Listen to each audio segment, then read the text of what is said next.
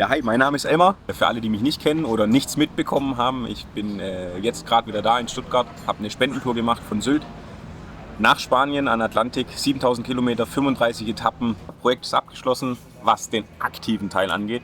Heißt Anreise, Abreise habe ich geschafft. Das Projekt an sich mit den 35 Etappen, aber der Spendenzeitraum ist noch nicht rum. Das heißt, gespendet werden darf noch und die Kilometer dürfen auch noch gern mit dem einen oder anderen Euro vergoldet werden. Ciao, ciao. Tag 1. Ich sitze im Auto. Nach Sylt. Erstmal Autobahn.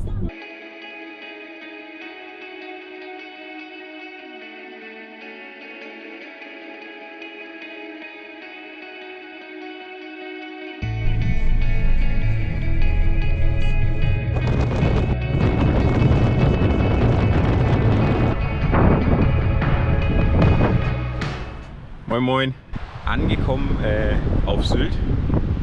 Stehe jetzt hier mit frischer Brise im Haar. Von Manoli gerade schon einen Schlüssel gekriegt. Werden jetzt gleich mal unsere Bude beziehen. Ja, jetzt nach 8-9 Stunden Autofahrt. Ganz froh auch mal hier zu sein. So, ich schleiche mich mal hier den Strand vor. Da vorne steht die Lelly.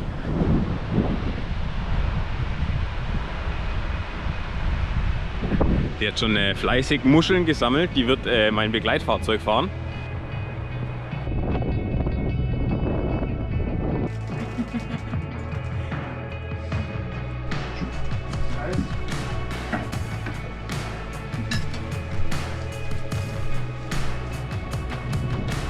Moin Moin, ich bewege mich mal schnell nochmal zum Strand vor.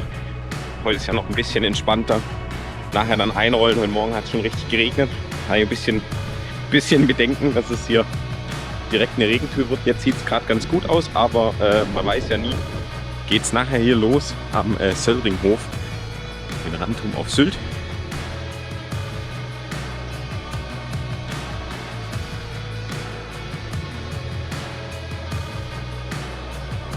Ja, kurz vor Abfahrt, jetzt geht es gleich ans Radsetup. Mal kurz die Drohne steigen lassen, da ein bisschen eingegroovt. Heute sozusagen eine Runde über Sylt hin und her, dann in Westerland wieder auf den Autozug. Dann geht es zurück aufs Festland und dann sind die ersten 60 im Buch und dann morgen die erste längere Etappe.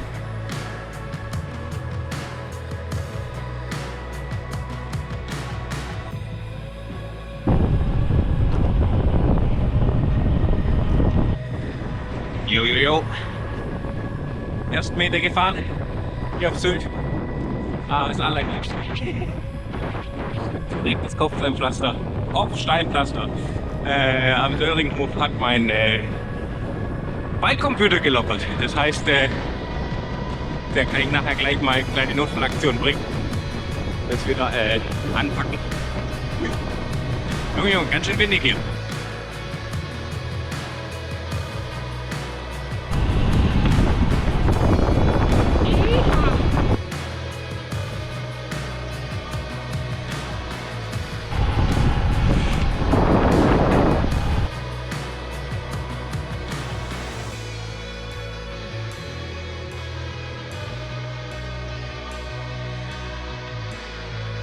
Also, ich war jetzt auf der einen Seite von Sylt und dann auf der anderen Seite von Sylt.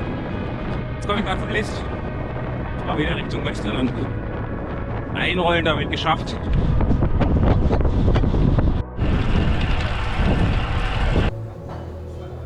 Also bei dem Projekt gibt es 3 Ebenen oder gab es 3 Ebenen und auch 3 Motivationen. Einmal wollte ich endlich mal wieder ein eigenes Projekt machen. Zum anderen habe ich schon auch Bock, Rad zu fahren. Dementsprechend auch so ein bisschen eine Ego-Nummer, mal so eine große Distanz zu fahren. Die dritte Ebene und bestimmt auch eine der wichtigeren ist, dass ich eben gesagt habe, wenn ich einen Ego-Trip mache, dann kann er ja auch ganz gern größerem dienen, in Anführungszeichen, und dementsprechend eine Spendenaktion draus gemacht. Ich habe hier einen neuen Nebenjob, ich muss einen Hund kraulen parallel. Ja, die Organisationen, für die nachher die ganzen Spenden gedacht sind, sind 4 an der Zahl. Einmal die DKMS, ein Herz für Kinder, Stuttgarter Kinderstiftung und Stelp auch aus Stuttgart. Guten Morgen, Tag 2 sozusagen, Etappe 1, nicht mehr 0. Hat so ab 5 geregnet, jetzt ist auch noch nass, ab und zu fängt es noch an zu nieseln. Räumen wir mal los, wa? So, dann gucken wir mal. Zweiter Tag, gleich Regentag. So muss es sein, wenn ich auf Tour gehe. Sieht alles noch ein bisschen bedrohlich aus, aber das helle Ende ist da, wo ich hin will. Ja, mir geht's immer noch richtig. Und ich glaube, ich werde noch mal nass. Zumindest hab ich nicht mehr geweint. Es kommt erschreckend auf mich zu. Sento ancora il tuo profumo sul letto. So, Menge für Flensburg. Hier wird jetzt gleich der Daniel zusteigen. Ich glaube, die Nelly hat ihn gerettet, so viel habe ich noch nicht mitgekriegt. Und dann geht es zu zweit weiter. Auch geil. Ricordo di te. Poi riparte quel casino nel petto. Un Happy End qui non c'è. Und manchmal da braucht man 10 Sekunden. So, das erste Mal nicht mehr allein unterwegs. Da hinten radelt der Daniel. Der begleitet mich jetzt meinen Weg Richtung Hamburg. Ein bisschen Wind ist drauf, aber seither läuft es noch ganz gut.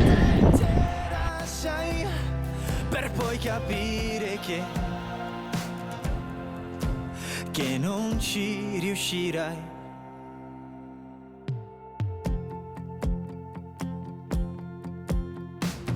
Restiamo amici, tanto chi se ne frega, prima o poi felice sarai.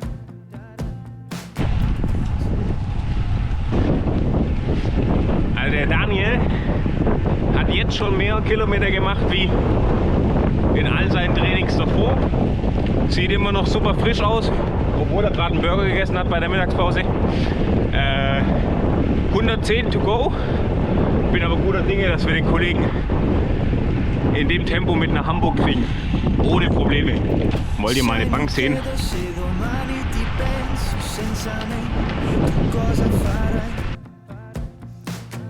Und deine alte Abhäng-Jogginghose liegt noch in meinem Schrank. Hey, es tut mir überhaupt nicht mehr weh. Ja, unsere Straße war geradeaus, unser Weg, und jetzt müssen wir hier. Das Navi hat einfach hier drüber geplant. 10 Sekunden Mut, um alles kaputt zu hauen. So, wir radeln hier schon durch Hamburg. Ist ein bisschen verzockt. Der Daniel immer noch fit wie ein Turnschuh. Außenalster. Habe ich mir erklären lassen. Per poi capire che non ci riuscirai. Anche se tu Moin Moin. Roll hier jetzt durch Hamburg, gerade gestartet. Super geilen Overnight Host gehabt. Den Daniel, der hat uns bestens versorgt, gestern Abend noch schön gegrillt. Und heute Morgen schön Frühstück gemacht. Das war so gemütlich, dass ich jetzt 15 Minuten Verzug habe im Tagesprogramm, aber das passt schon. Und jetzt lasse ich mich hier mal aus Hamburg raustreiben und nehme Fahrt auf Richtung Bad. Beine gehen ganz gut, kann mich nicht beschweren. mi mancherai, dentro me c'è un uragano. Devo salvare. Also schöne Radwege können Sie auf jeden Fall. Ed è per questo che ti stavo lontano. Non te ne sei accorta mai. Und manchmal da braucht man 10 Sekunden Mut, um alles kaputt zu hauen. Und dann wird alles gut. In der Planung wusste ich das nicht, aber hier hat einfach mal kurz die Straße gefehlt.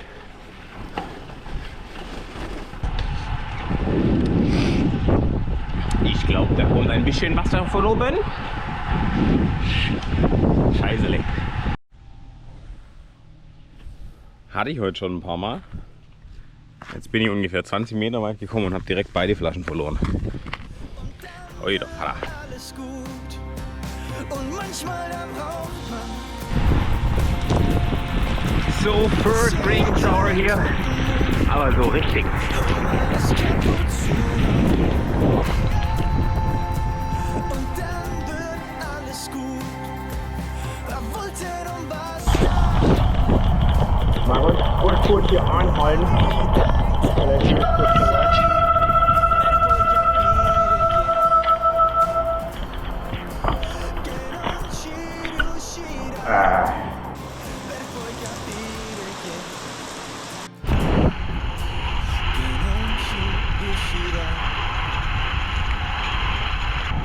Es ist arschkalt geworden.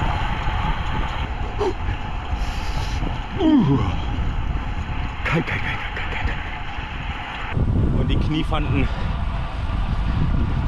ich hoffe es nicht zu windig, das kalte Wasser so semi, die zwicken gerade beide richtig, aber es hilft ja nichts. Ich hoffe, die beruhigen sich gleich wieder. Heute ein absolutes Glückskind.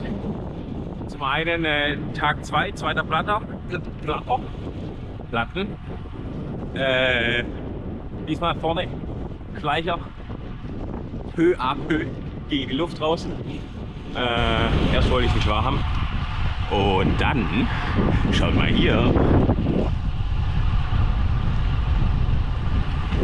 Da wird schon wieder so unfassbar schön dunkel.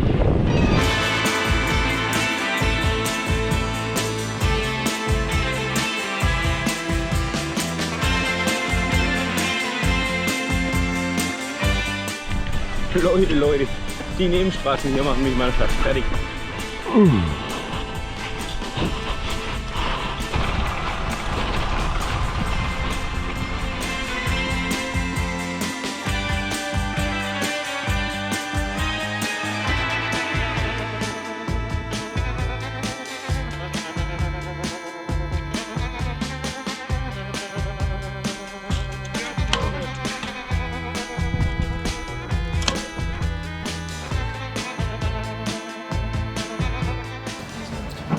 Ja, die Idee zum Projekt ist nicht die eine Idee, die es schon immer gab, sondern es sind so ein bisschen zwei Ideen, die beide schon eine Weile rumgewabert sind, sage ich mal. Eine ist Anfang Corona entstanden mit einem kleinen Konzept.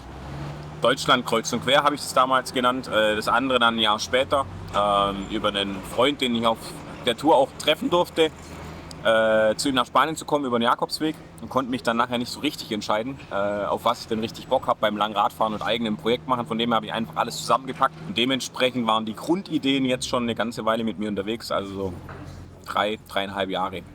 Ja, konkret bin ich dann in die Umsetzung gegangen, würde ich sagen, im Januar, beziehungsweise da habe ich mit mir selber einen Pakt geschlossen, also Januar 2023, und habe es dann tatsächlich auch relativ schnell angefangen, Leuten zu erzählen, dass ich aus der Nummer nicht mehr rauskomme.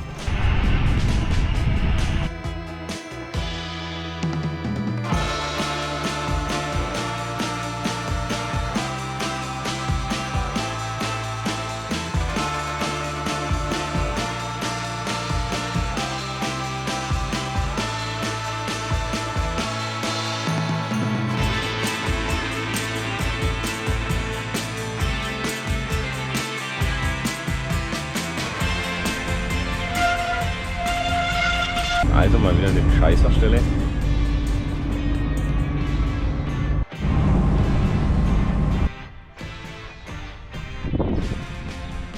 Etappe 3, 100% Regenausbeute. Bisschen im Kopf zu kämpfen gehabt, sage ich mal.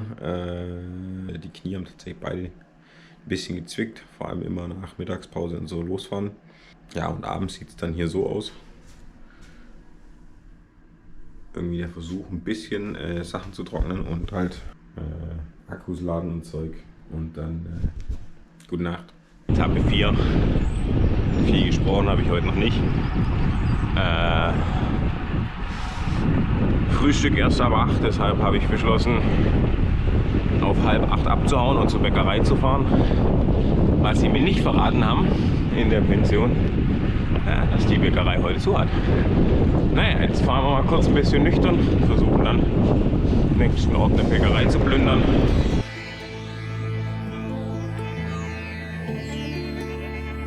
Boah, die Beine drehen gerade noch gar nicht. Aber da kämpfe ich mich jetzt mal rein.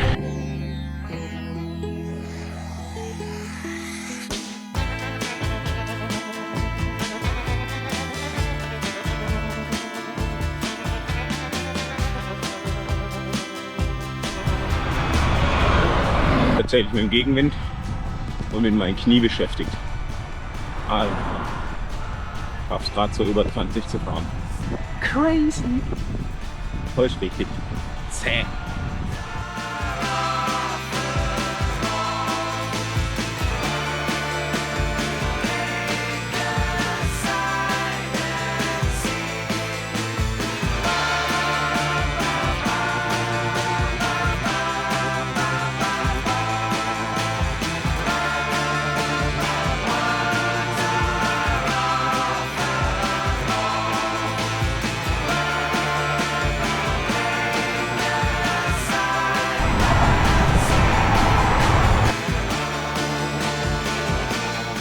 Den da habe ich diesmal weggelassen. Dafür ist gerade übel schön. Deshalb dachte ich, halt mal kurz an.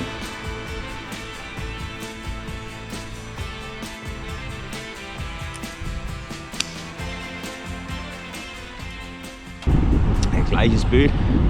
Die ersten Meter sind immer hart. Die Knie zicken immer noch. Ein bisschen Verkehr ist auch. Die zicken immer noch ganz gut. Das heißt, da muss man mal schauen. Und jetzt heute mal eine kurze Etappe, 185 grob. Stehen auf dem Plan, mal sehen, was ich draus mache.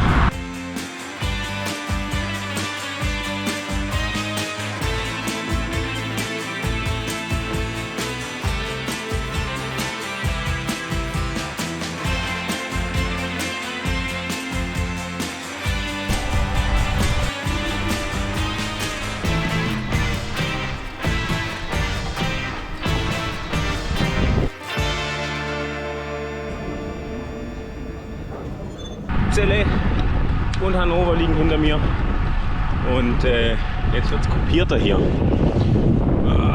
Sieht man das? Langsam wird es wellig. Habe immer noch den Wind gegen mich. Eher seitlich.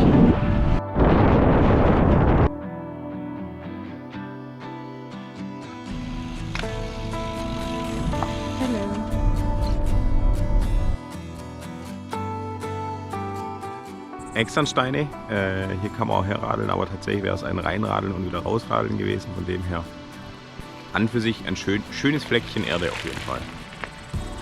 Man kommt auch mit dem Rad hin.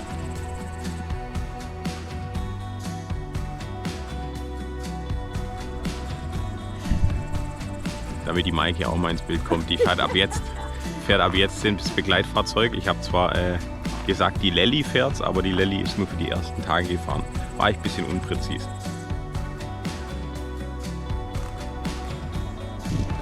Tag 6, wie geht's? Müde und kalt tatsächlich heute. Hätte ich nicht gedacht, dass der Sommer in Deutschland so kalt ist.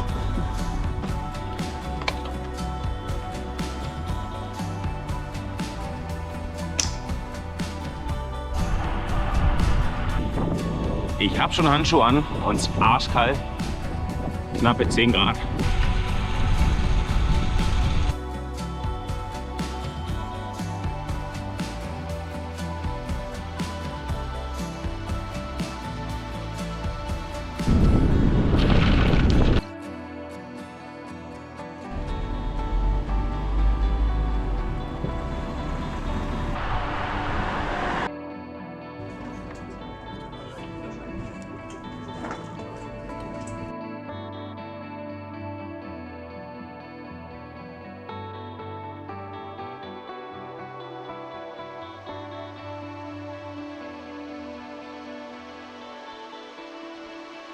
Am Tag der Abreise gab es dahingehend Unsicherheit, ob mein Trainingsstand ausreicht tatsächlich. Ich bin schon okay viel Rad gefahren, aber jetzt nicht übermäßig viel und vor allem nicht in kleineren Abständen. Das heißt, ich saß jetzt nicht oft hintereinander auf dem Rad. Und 200 Kilometer waren jetzt auch nicht mein täglich Brot im Training, sage ich mal. Von dem her, das waren so die 2 großen Unsicherheitsfaktoren. Und auf die Zeit gesehen war ich mir nicht sicher, was mein Körper so anstellen wird, wenn es mal über 1-2 Wochen rausgeht. Das habe ich tatsächlich früher schon ab und zu gehabt in Trainingslagern oder Rundfahrten. Also sitzen, würde ich sagen. Meine Füße, die ganz gern mal Probleme machen bei heißem Wetter. Und die tägliche Belastung über 200 Kilometer gehen zu müssen, waren schon Unsicherheitsfaktoren, die ich mal mit eingepackt habe, wo ich hier ins Auto gesessen bin und dachte, jetzt mal schauen, wie das gut gehen wird. Ja. Mal schauen, was auf dem Rad nachher geht.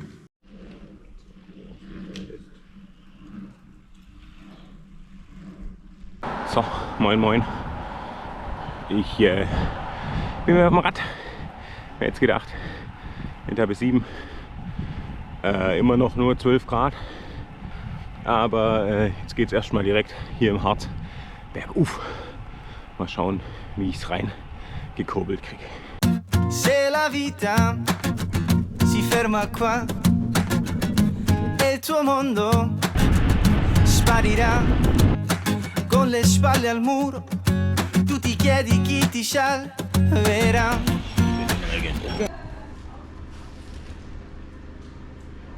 Das sollte ich dir eigentlich gar nicht zeigen, ne? Hä? Das sollte ich dir besser gar nicht zeigen. Dunkle Wolken, Tag für Tag, doch hier unten Gucken alle weg, die Sonnenblumen. ist den Boden, denn der Boden Verstehe ich nicht. So ein hässlicher Vogel bin ich doch gar nicht.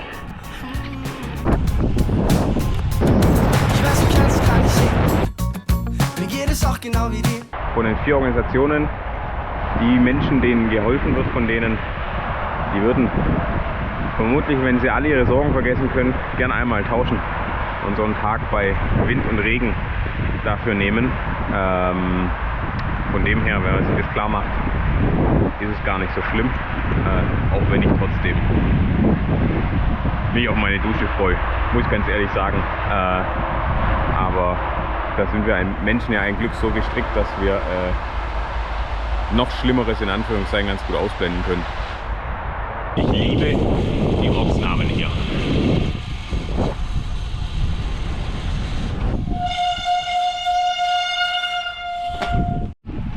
Hello, hello. Tag 8 oder Etappe 8. Tage stimmt ja nicht ganz. Bin schon ein Stündchen unterwegs. Jetzt aber mal weg von der Straße. Davor war es viel LKW-Verkehr. Neben mir läuft ohne Regen heute und körperlicher Zustand wie gehabt.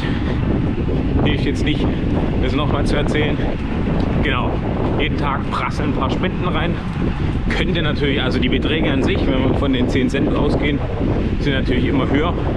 Aber es könnte noch ein bisschen mehr Frequenz gehen. Von dem her hoffe ich mal, dass der ein oder andere Regenkilometer noch belohnt wird. Ansonsten habe ich es ganz schön schön hier. Yeah. Lass uns die letzten Meter nehmen und wieder auf dem Gipfel stehen. Hey, hey, hey, hey, das kriegen wir schon hin. Und alles andere sehen wir dann morgen. Yeah, se tu non ce la fai a vivere così, ti porto via da qui. Oh, das kriegen wir schon hin. Und alles andere sehen wir dann morgen. Yeah. Letzter Kilometer geschafft, bei schönem Abendlicht. Komme ich an. Ja, mal wieder 210 für den guten Zweck. Es wird, der Kampf lohnt sich auf jeden Fall. Andremo via da qui, vedrai sarà così. Das kriegen wir schon hin. Das kriegen wir schon hin. Heute ist zäh, oder?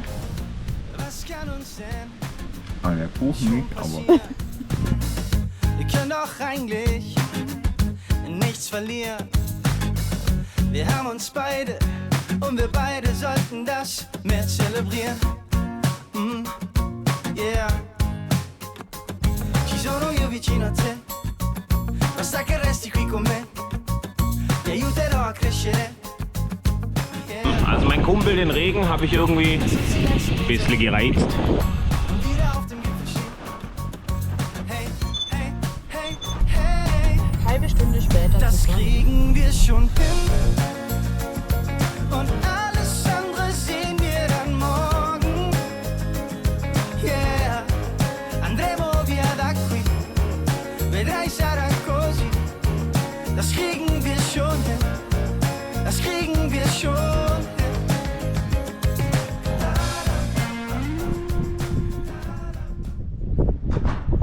Etappe 10, let's go. Leute, eigentlich bin ich ja die erste Stunde immer damit beschäftigt, mit meinen Knien klar zu kommen.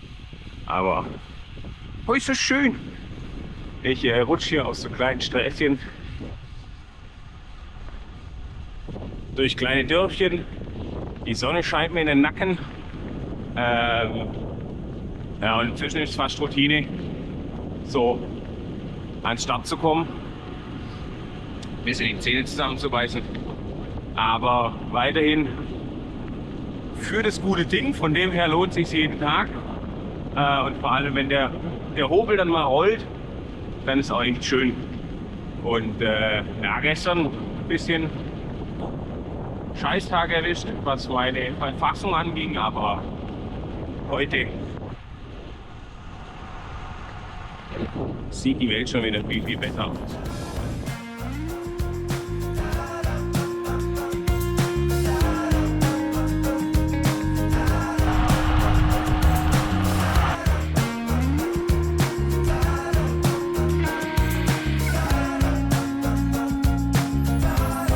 Das kriegen wir schon hin. Und alles andere sehen wir dann morgen. Yeah. Se tu non ce la fai a vivere così, ti porto via da qui. Das kriegen wir schon hin. Yeah. Wie geil ist das denn? Christina und Steffen haben in der Ferienwohnung hier eine Infrarotsauna. Die soll für die tiefen Wärme der Muskeln eh besser sein. Da springe ich jetzt sowas von rein. Mega.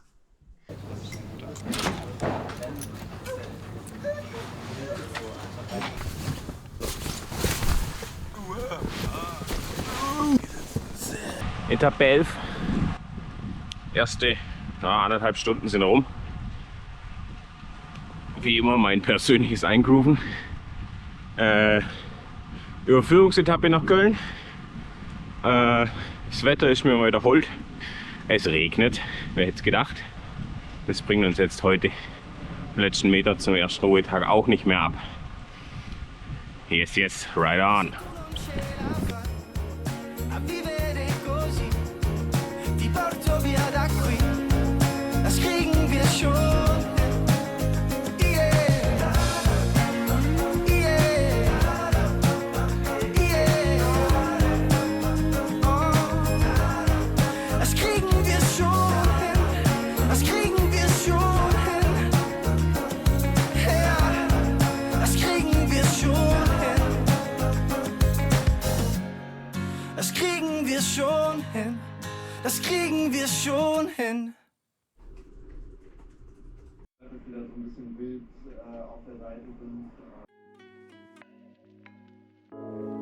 Ruhetag in Köln. Ich gucke jetzt bei der DKMS vorbei und schau mal, was mich da erwartet. Man kann sich registrieren am Automaten. Also der erste Fokus ist immer die Registrierung, dass wir Menschen eben als potenzielle StammzellspenderInnen registrieren. Es gibt immer noch sehr, sehr, sehr viele Menschen, die keinen passenden Spender finden. Mittlerweile haben wir 11,5 Millionen registrierte Menschen weltweit. Dazu kommt, dass aber jede Registrierung auch Geld kostet, also 40 € sind das mittlerweile.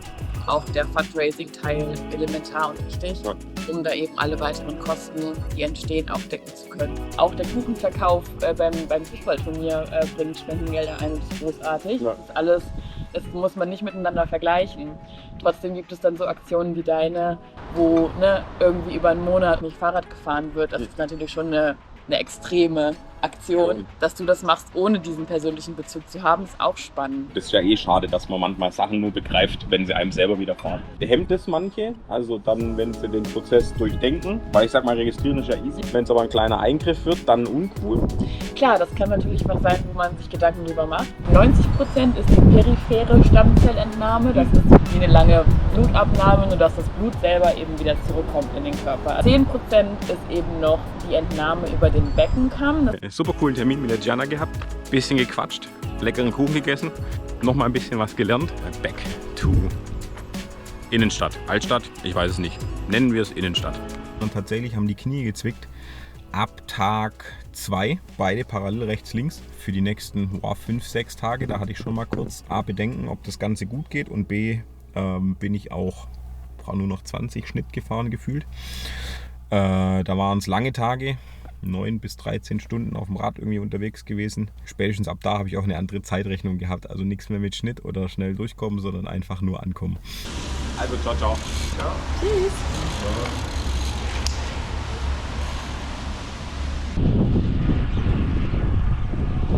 So, der erste Regen und die erste Stunde sind rum. Tag 12, Etappe 12, nicht Tag, kriege ich auch noch irgendwann hin. Gestern Ruhetag, war ich bei der DKMS, musste die Beine mal nicht drehen, auch noch Motivation gebracht, das Ding durchzuziehen. Heute nach Blankenheim, jetzt kommt die Sonne raus, wie geil ist das denn?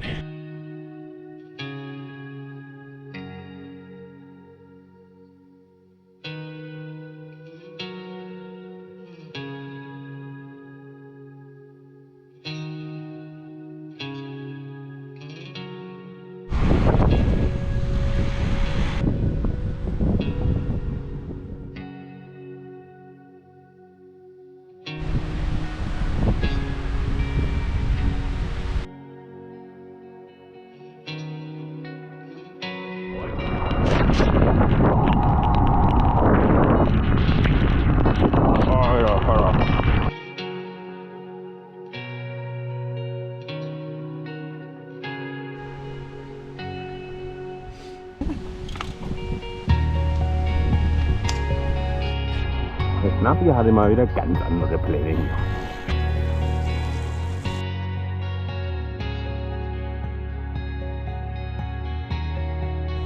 Melde ich mal von unterwegs. Jetzt erstmal gucken, was die Knie machen und warm werden mit dem Wasser.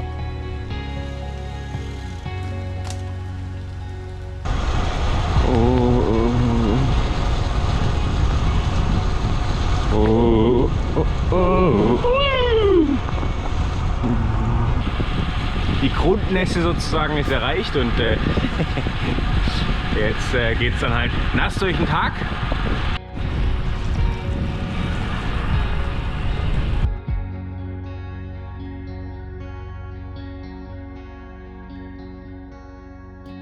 Ich roll hier gerade durchs Ahrtal und noch so ein Thema, das sozusagen unterjährig doch ganz schnell, oder was heißt unterjährig, einfach nach dem großen ersten Katastrophenfall dann in Vergessenheit geraten ist. Die sind ganz schön am Schaffen und gibt, wie man sieht, immer noch Umleitungen.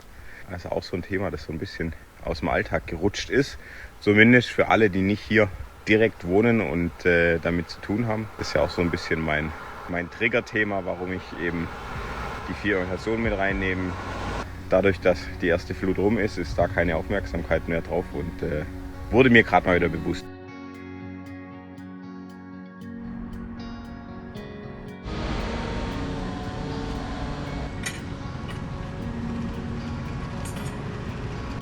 Mittagessen mit Sound, hey.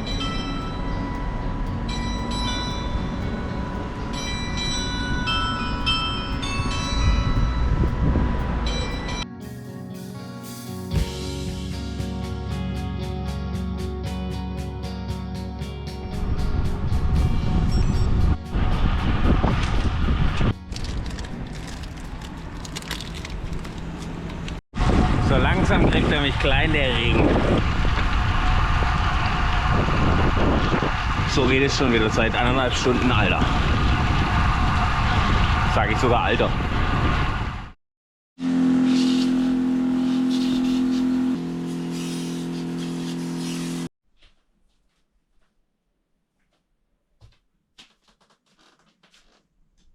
Ja, hinten raus kamen dann meine erwarteten, da dachte ich eigentlich schon, ich bin durch mit körperlichen Beschwerden. Tatsächlich, Distanz hat mir gar nicht so viel ausgemacht, Sitzen hat mir nicht so viel ausgemacht, aber tatsächlich kamen dann hinten raus, auch wo es so heiß wurde, dann meine Fußsohlen, die ich ab Tag 1 erwartet hatte, ins Spiel. Sohlen brennen und mir sind mal die letzten 5, 6 Etappen immer die Füße eingeschlafen, ab und zu mal wieder aufgewacht. Tatsächlich jetzt ist schon ein paar Tage her, dass ich wieder in Deutschland bin und am rechten Fuß sind 3 Zehen noch taub, am linken einer, also nicht nur eingeschlafen. Ich hoffe, es kommt wieder.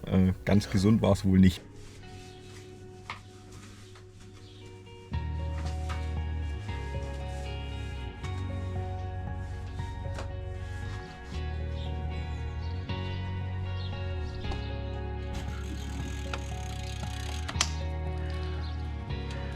Etappe 14. Täglich Grüße aus dem Murmeltier sozusagen. Heute geht's direkt bergauf. Eigentlich wollte ich den ersten Anstieg durchgehen lassen, aber irgendwie zieht es sich immer noch. Gleiches Thema wie immer. Beine in Schwung kriegen. Aber gestern haben sie eigentlich ganz gut funktioniert, die Knie. Gucken wir mal, was sie heute machen. Und es ist zwar immer noch grau, bisschen nass von unten zum Teil, aber aktuell kein Wasser von oben. Deshalb schauen wir mal, wie der Tag so wird. Hoffentlich nicht ganz so nass wie gestern. Spenden kamen heute Morgen ganzer Schwung rein. Ziemlich geil, motiviert. Also ich gebe weiter Gas.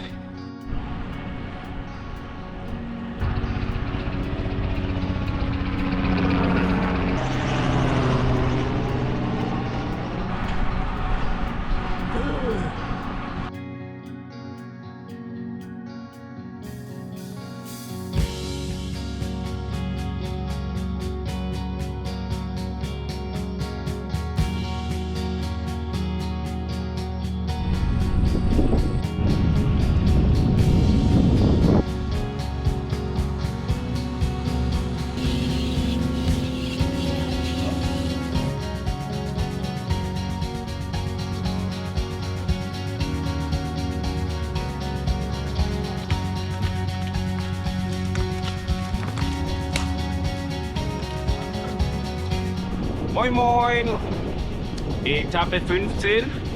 Und Ich habe mit dem Markus, einen Mitstreiter, Overnight House gewesen. Der rollt jetzt mal ein paar Kilometer mit.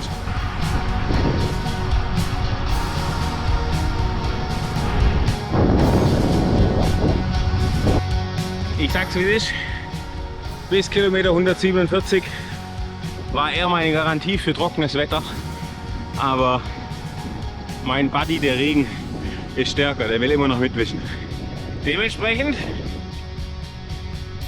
nasse Straßen für uns. Schön. wie immer Spitzenwetter. Das war's. Gut. Bis später. Bis dann. Ciao.